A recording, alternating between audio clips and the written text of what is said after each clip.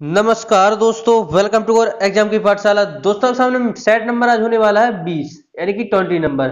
मैं 19 तक ऑलरेडी करा चुका हूं। अगर आप लोगों ने बहुत सारे सेट नहीं देखे रुक्मणी बुक के तो आप चैनल की प्लेलिस्ट में जाके या कुछ सेट का मैं डिस्क्रिप्शन में लिंक दिया हूं, वहां से देख सकते हैं। तो कमेंट करके मुझे जरूर बताइएगा कि आप इन 45 क्वेश्चन में कितने क्वेश्चन आप लोग कर पा रहे हैं ऑब्जेक्टिव में, जिसमें जी के जीएस प्लस साइंस के क्वेश्चन आपको स्ट्रेटेजी के क्वेश्चन में कराने वाला हूँ विद सॉल्यूशन के साथ।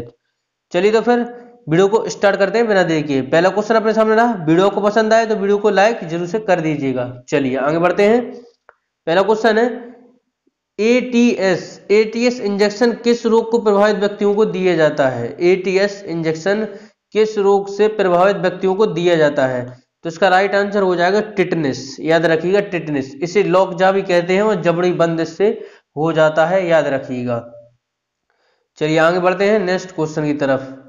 टाइफाइड की बात करें, टाइफाइड किससे होता है? हैजा। हैजा जी जीवाणु के द्वारा होता है, याद रखिएगा टाइफाइड। आगे बढ़ते हैं। नेक्स्ट क्वेश्चन है निम्नलिखित में से कौन सा एक्स धातु के जलयोजित रूप में पाया जाता है? निम्नलिखित में से कौन सा एक्स धातु के जलयोजित रूप में पाया जाता है? तो 9 का राइट आंसर हो जाएगा ऑप्शन नंबर डी। याद रखिएगा बक्साइड। और इसका एक्स क्या होता है? एल्युमिनियम। याद रखिए हेमेटाइट किसका एक्स होता है? लोहे का। याद रखिएगा। बक्साइड के सूत्र की बात करें तो Al2O3 डॉट 2H2। याद रखिएगा 2H2 होता है इसका फॉर्मूला, याद रखना है बक्साइड का। याद रखिएगा। आगे बढ़ते हैं नेक्स्ट क्वेश्चन की तरफ। नेक्स्ट क्वेश्चन है कृत्रिम उपग्रह के जरिए संचार के लिए किन तरंगों का प्रयोग किया जाता है? कृत्रिम उपग्रह के जरिए संचार के लिए किन तरंगों का प्रयोग किया जाता है? तो इसका राइट आंसर हो जाएगा ऑप्शन नंबर बी, रेडियो तरंगों का। याद रखिएगा रेडियो तरंगों का प्रयोग किया जाता है, याद रखिएगा। और सूक्ष्म किरण की खोज किसने की थी? तो हर्ट्ज के द्वारा की गई थी सूक्ष्म किरण की खोज, याद रखिएगा। आगे बढ़ते हैं नेक्स्ट क्वेश्चन की तरफ।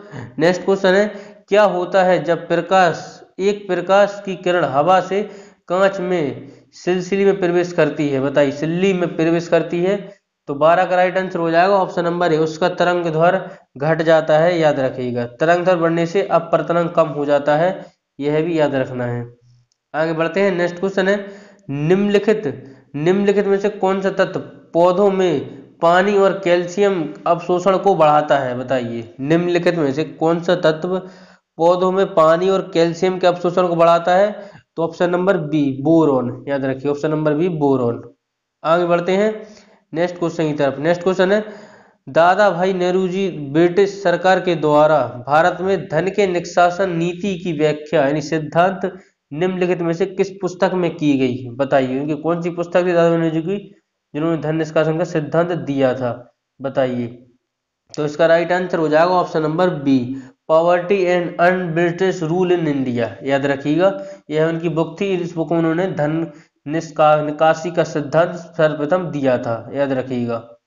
आगे बढ़ते हैं नेक्स्ट क्वेश्चन की तरफ।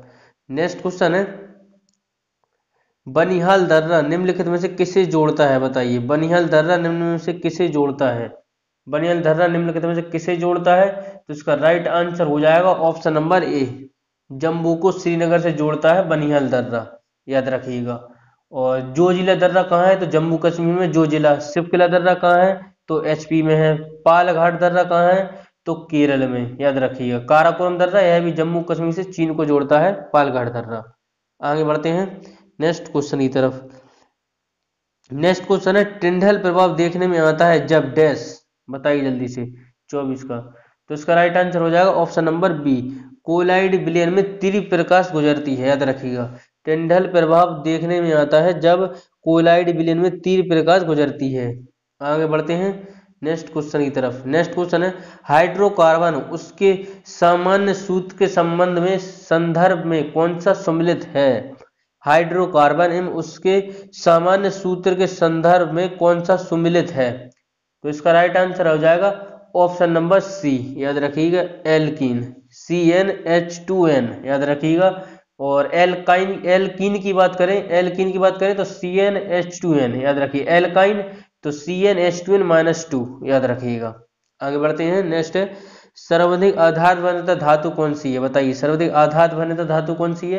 तो ऑप्शन नंबर डी सोना, याद रखिएगा। सोना का परमाणु क्रमांक कितना होता है?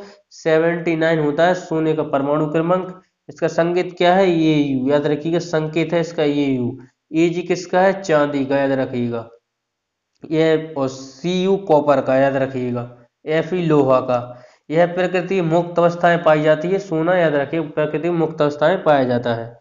आगे बढ़ते हैं नेक्स्ट क्वेश्चन की तरफ। नेक्स्ट क्वेश्चन है, पौधों में रस्ट पौधों में रस्ट स्मट जैसे रोग होते हैं, बताइए किसके द्वारा? पौधों में रस्ट एंड स्मट रोग जैसे रोग होते हैं, किसके द्वारा? तो इसका राइट आंसर हो जाएगा ऑप्शन नंबर बी, कवक के द्वारा, याद रखिए, कवक के द्वारा होते हैं, याद रखिएगा। आगे बढ़ते हैं। नेक्स्ट है, किस समुदाय को वनस्पति जगत का एम्फियन वर्ग भी कहा जाता है, बताइए किस समुदाय को वनस्पति जगत का एम्फीबिया वर्ग भी कहा जाता है? तो 28 का राइट आंसर हो जाएगा ऑप्शन नंबर ए, विराफाइटा को कहा जाता है, ऑप्शन नंबर ए, याद रखिएगा।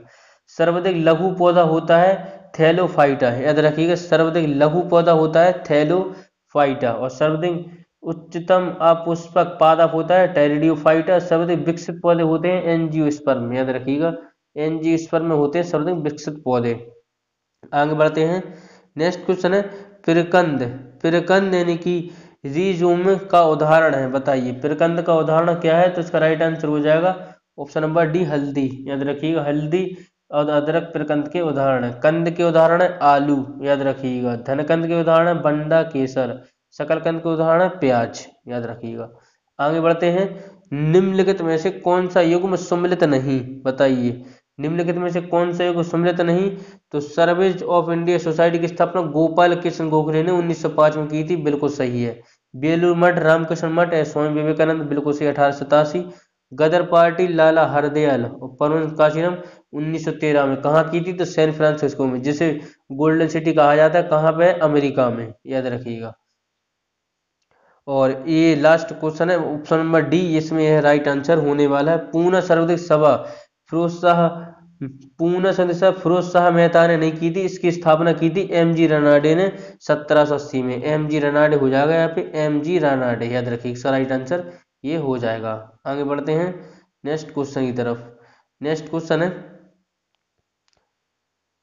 पोलियो किस कारण से होता है? नेक्स्ट क्वेश्चन है, पोलियो किस कारण से होता है? आपके सामने चार ऑप्शंस दिए गए हैं, जल्दी से सोचिए, पोलियो किस कारण से होता है? तो इसका राइट आंसर हो जाएगा ऑप्शन नंबर बी, विषाणु वायरस से होता है पोलियो। पोलियो का टीका सर्वप्रथम किसने खोजा था? ये आपको कमेंट बॉक्स में इसका राइट आंसर देना है, जल्दी से बताइए। और भारत ने पोलियो अभियान कब चलाया था? तो 1997 से 98 में, याद रखिएगा, भारत में पोलियो अभियान चलाया गया था, शुरू किया गया था। पोलियो तंत्रिका अंग को प्रभावित करते हैं। पोलियो का टीके की खोज किसने की थी? जॉनी साल्क और अल्बर्ट साउविन के द्वारा किया गया था। डब्ल्यूएचओ ने भारत को पोलियो मुक्त घोषित कर चुका है, याद रखिएगा। डब्ल्यूएचओ ने अफ्रीकी देशों नाइजीरिया को पोलियो मुक्त कर दिया अभी वर्तमान में। एलिसा टेस्ट एड्स की जांच के लिए किया जाता है, याद रखिएगा। आगे बढ़ते हैं नेक्स्ट क्वेश्चन की तरफ। नेक्स्ट क्वेश्चन है, गांधी इरविन समझौता भारतीय इतिहास में एक महत्वपूर्ण स्थान प्राप्त है। इस समझौते को अन्य किस नाम से जाना जाता है? 63 को। तो इसका राइट आंसर हो जाएगा ऑप्शन नंबर बी, दिल्ली समझौता, याद रखिए। गांधी इरविन समझौता कब हुआ था? पूना समझौता कब हुआ था गांधी और अंबेडकर के मध्य? तो यह 1932 में हुआ था पूना समझौता। ये भी डेट एग्जाम में पूछ ली जाती है, याद रखिएगा। चलिए आगे बढ़ते हैं नेक्स्ट क्वेश्चन की तरफ। नेक्स्ट क्वेश्चन है, अंतरिक्ष में एक डैश वस्तु है जिसमें गैस और धूल की पूंछ वाली बर्फीली कोर में जो लाखों मील तक फैली हुई है। तो इसका राइट आंसर हो जाएगा ऑप्शन नंबर डी, धूमकेतु, याद रखिएगा, धूमकेतु। अंतरिक्ष में एक धूमकेतु वस्तु है जिसमें गैस और धूल की पूंछ वाली बर्फीली कोर जो लाखों मील पर फैली हुई है। नेक्स्ट क्वेश्चन चलते हैं। नेक्स्ट क्वेश्चन है, विश्व स्थित मूल सिद्धांतों के आधार पर विषुवत रेखा की लंबाई ज्ञात करने का प्रयास करने वाला प्रथम विद्वान कौन था? बताइए। तो इसका राइट आंसर हो जाएगा ऑप्शन नंबर सी, अरस्तु, याद रखिएगा, अरस्तु था। आगे बढ़ते हैं नेक्स्ट क्वेश्चन की तरफ। नेक्स्ट क्वेश्चन है, सोडा वाटर अन्न पेय में निम्न में से कौन सा अम्ल होता है? बताइए। तो 66 का राइट आंसर हो जाएगा ऑप्शन नंबर सी, कार्बनिक अम्ल, याद रखिएगा। आगे बढ़ते हैं और कुछ अम्ल की बात करें तो इमली में कौन सा अम्ल पाया जाता है? इमली में पाया जाता है टार्टरिक अम्ल। सेब में मैलिक अम्ल। नींबू में कौन सा पाया जाता है? साइट्रिक अम्ल। दूध में कौन सा अम्ल पाया जाता है? लैक्टिक अम्ल। याद रखिएगा, दूध की शुद्धता लैक्टोमीटर से। नेक्स्ट क्वेश्चन, 1 किलोग्राम राशि का वजन कितना होता है? 9.8 न्यूटन। ऑप्शन नंबर सी इसका राइट आंसर हो जाएगा। नेक्स्ट है, अल्टीमीटर से क्या मापते हैं? अल्टीमीटर से क्या मापते हैं? अल्टीमीटर से मापते हैं भूतल से ऊंचाई। ऑप्शन नंबर बी इसका राइट आंसर हो जाएगा। वायुमंडलीय दाब की बात करें तो बैरोमीटर, बैरोमीटर याद रखिए, बैरोमीटर वायुमंडलीय दाब से मापते हैं। बैरोमीटर, बैरोमीटर का आविष्कार किसने किया था? टोरोसेली के द्वारा बैरोमीटर का आविष्कार किया गया था। दूध से लैक्टोमीटर की शुद्धता, लैक्टोमीटर से दूध की शुद्धता मापते हैं। टैकोमीटर से वायु तथा मोटर वोटों की गति मापी जाती है, याद रखिएगा। पायरोमीटर से क्या मापा जाता है? पायरोमीटर से उच्च ताप मापा जाता है। एनोमीटर से वायु की शक्ति तथा गति मापी जाती है, एनोमीटर से, याद रखिएगा। झूठ का पता लगाते किस यंत्र से? पॉलीग्राफ। आगे बढ़ते हैं, ये कुछ इंपॉर्टेंट क्वेश्चन है जो मैंने बताया, इनको भी याद रखना है। आगे बढ़ते हैं, नेक्स्ट क्वेश्चन है, यदि लोलक की लंबाई 4 गुनी की जाए तो लोलक झूलने समय उसकी अवधि क्या होगी? तो इसका राइट आंसर हो जाएगा ऑप्शन नंबर बी, 2 गुनी हो जाएगी। याद रखिएगा, 4 गुनी हो झूलते समय अवधि, याद रखिएगा। आगे बढ़ते हैं नेक्स्ट क्वेश्चन की तरफ। नेक्स्ट क्वेश्चन है, ग्रीन हाउस प्रभाव निम्नलिखित में से किसका एक परिणाम है? बताइए। ग्रीन हाउस प्रभाव, ग्रीन हाउस प्रभाव निम्नलिखित में से किसका एक परिणाम है? तो ऑप्शन नंबर सी इसका राइट आंसर हो जाएगा। अत्यधिक CO2 छोड़ना या निकालना, याद रखिएगा। क्योटो सम्मेलन 1987 के अनुसार CO2 गैस का उत्सर्जन 1990 के आधार पर करने का फैसला किया गया, जो 2005 में लागू हुई थी। याद रखिए, ग्रीन हाउस गैस मुख्यतः CO2, याद रखिए, ग्रीन हाउस गैस मुख्यतः CO2, CH4, याद रखिएगा, CH4 और N2O, याद रखिएगा, N2O और CFC, याद रखिएगा, CFC, ये ग्रीन हाउस गैस मुख्य घटक है। O3, याद रखिएगा, O3। आगे बढ़ते हैं नेक्स्ट क्वेश्चन की तरफ। नेक्स्ट क्वेश्चन है, नेक्स्ट क्वेश्चन है, भारी मात्रा में अल्कोहल पीने वाले लोग प्राय मृत्यु होती है, बताइए। तो इसका राइट आंसर हो जाएगा option number D, cirrhosis. Option number D इसका राइट आंसर हो जाएगा, सिरोसिस। एल्कोहल तांत्रिक तंत्र को उत्सर्जित कर देता है, याद रखिए। एल्कोहल आसवन विधि से तैयार किया जाता है, याद रखिएगा। शराब सबसे अधिक तंत्रिका तंत्र को प्रभावित करता है, याद रखना है।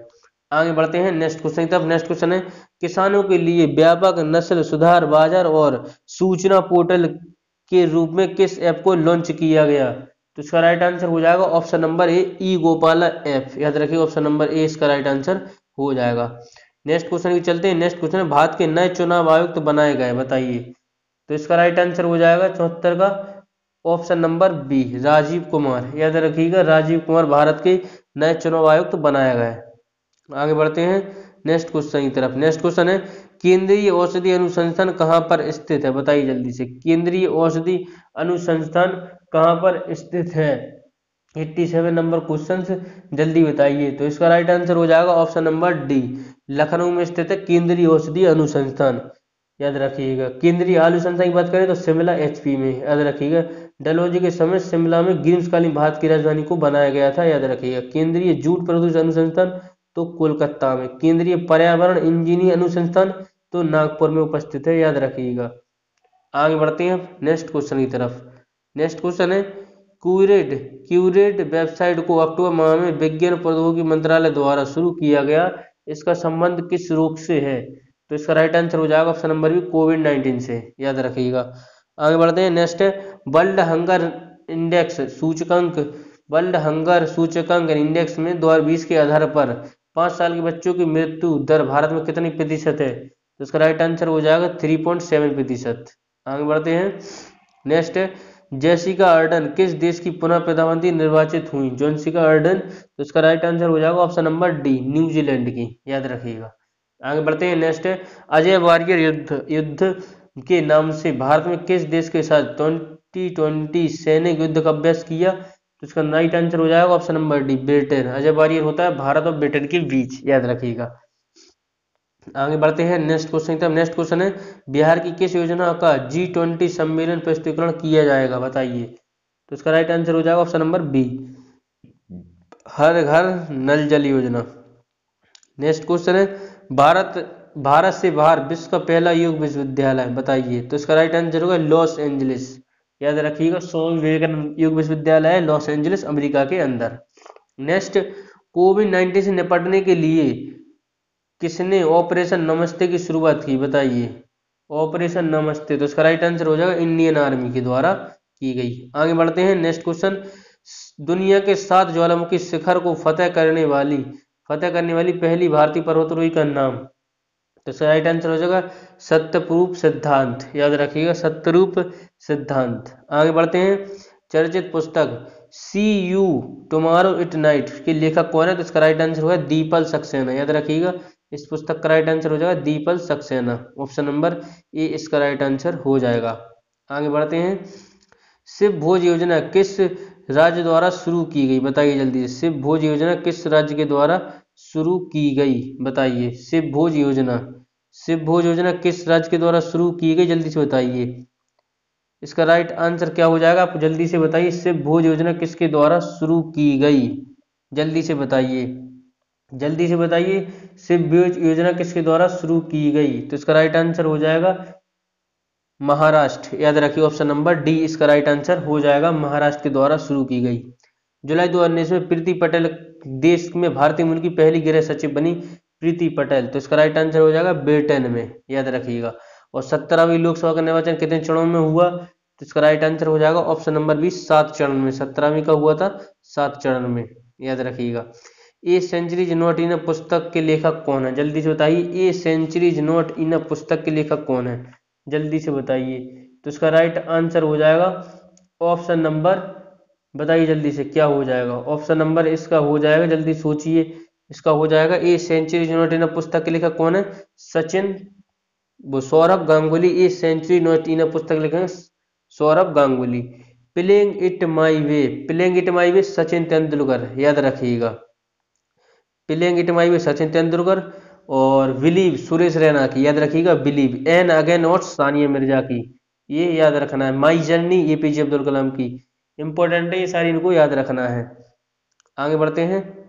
तो ये था आपका 20 नंबर सेट। आपको वीडियो कैसा लगा कमेंट के माध्यम से मुझे जरूर बताइएगा।